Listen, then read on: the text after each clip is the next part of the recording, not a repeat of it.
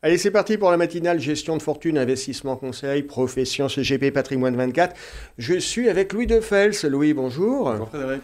Louis, vous êtes le directeur général et le responsable de la gestion de Gay-Lussac Gestion. On est ensemble pour faire le point sur votre actualité. Vous lancez un nouveau fonds microcap, mais cette fois-ci, c'est un fonds microcap monde. Alors, félicitations, mais c'est un peu ambitieux quand même de jouer l'ensemble des marchés.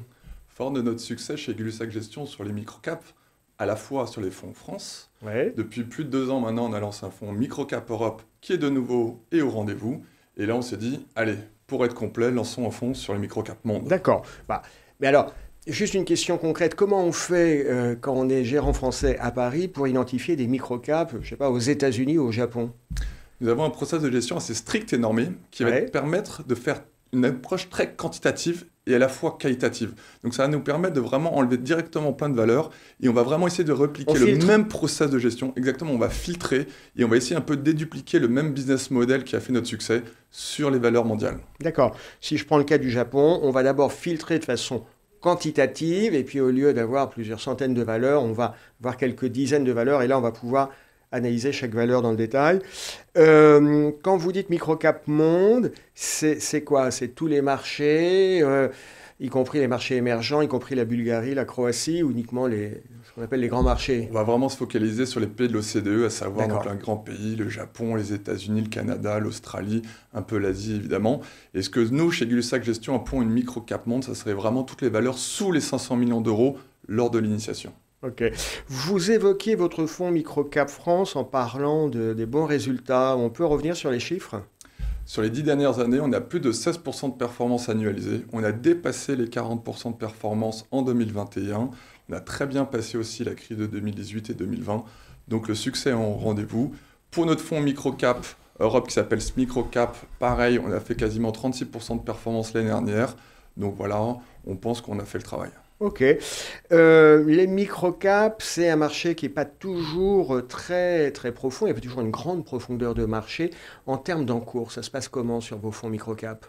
Alors, très bonne question. Le fonds Microcap France a été fermé il y a pile un an, au mois de janvier 2021. À combien d'encours? À 100 millions d'euros d'encours. Ouais. Il est complètement hard closé. Notre fonds Microcap Europe, lui, aujourd'hui, fait à peu près 75 millions d'euros d'encours. Donc, il y a encore largement de la place. Et comme on est sous les 500 millions de market cap, alors que c'était 300 pour Microcap, lui pourra monter un peu plus dans les encours, autour de 150 millions d'euros de capacité. D'accord. L'engouement des investisseurs pour le thème des petites et puis des microcaps, il y a une réelle demande, on voit des flux qui arrivent.